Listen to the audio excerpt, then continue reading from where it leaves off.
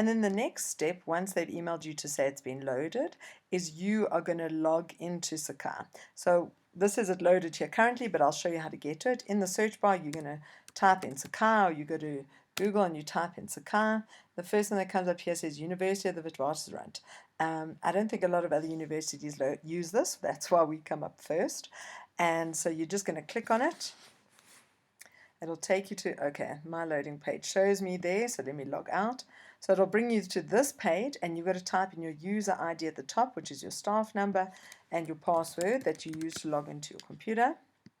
Type login, and so you can see it loads my name on the top right here. In this top bar here, it shows all the courses that I have loaded in Sakai. You can see this is a course that I did in 2019. Other stuff is stuff I've been playing around with, or courses through CLTD that I've done. And so this is a current course I'm running with the geophysics students, and this is the course that I've asked ICT to load for me. So this isn't a published course, the students can't see it yet, so I thought we could work through it together on how to load information about this course. So as soon as I click on it, you can see it says this is an unpublished site, so if I want the students to see it, I would have to click on this Publish Now button, but I want to edit some stuff first. And so this Tectonics of the Earth, I think it's loaded automatically because that's the course title. And then the main thing you're going to use here are all of these options on the left-hand side. And so the first thing we are going to go to, I think, is site information.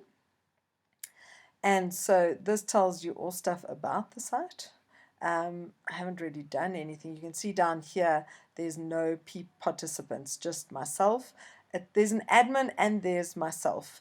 I'm told that this is why ICT wants us to email them to load the course onto our site, is because they want to know which lecturers are managing which courses, because it will affect the ALPs, the assessments that the students do. They want to know which lecturers are running which courses.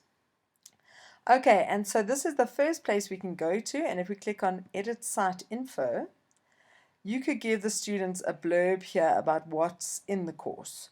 So you can alter, I mean, I usually keep the course label the same, but you're welcome to change it. So, I mean, ideally you would write a whole blurb here, so I'm going to just do a short thing, Physics of the Earth and Plate Tectonics.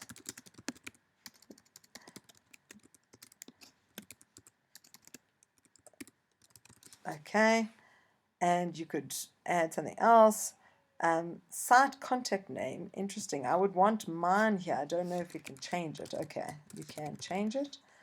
And Stephanie Enslin. I would assume that Lungi is an admin on this, but that's why I would like to save it as me. And I click continue, and it will upload that.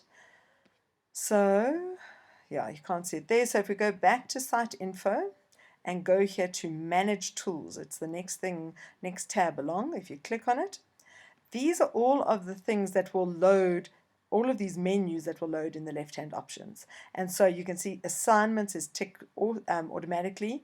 I want to know what this awesomeness test is, but CLTD couldn't tell me. Calendar, if you want to do a chat room, I've never used it before. You can put a Dropbox for sharing big files. Forums, I haven't tried, but I'd like to try, so I'm going to click on it. Gradebook is great. You can if you have an assignment and you mark it on Sakai, it'll automatically load it into this gradebook. Lessons, for creating content that you can upload, which is obviously useful. Meetings, messages, I'm not going to use. Podcast, news, polls. Resources is great. You can post documents. Roster for participation, I haven't really used, but I suppose it's good. So site info, site manager is just for managing the site. Let's add tests and quizzes. And I think, okay, I haven't used any of the other bits. For collaborating, editing of pages and content, that might be fun, the wiki, we can look into it. If you can scroll up here, I missed out meetings. So meetings is going to be very important because it's this big blue button, and this is this conferencing tools which might give us the ability to have lessons online. So once you've clicked on all of those, you click on continue, and it should load stuff on the left-hand side. So it wants you to customize stuff. So lessons, I'm just going to leave it called lessons. I don't know if you want to call it something else. Click next. Okay, and it's listed all the stuff here. All the additional stuff is in red that's going to be added to my left-hand menu. Let's click finish. Okay, and you can see that stuff has come up here. Tests and quizzes wasn't there originally. Wikis is over here. The interesting thing, I'm going to just search for it. Okay, meetings has come up. It didn't come up the other day. So we click on it. We'll come back to it later, but this will be very useful for us. So at the moment, I'm happy with all of that. Let's click one more time on Site Info. Manage Tools, Add Participants, Edit Class Roster. So according to Zubair, you can actually click here and add participants. Email addresses or username, I think, would be their student number.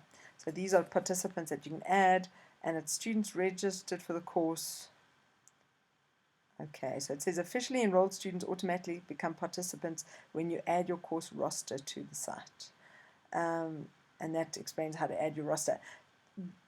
You shouldn't have to do this because the fact that ICT has loaded the course in your profile means any student registered for the course should automatically load. But we can come back here and add participants. We'll try that later. So let me click on Publish now.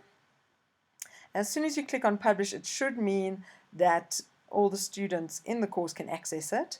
Let's see what shows up under Roster, if there's anybody else. It's still just me.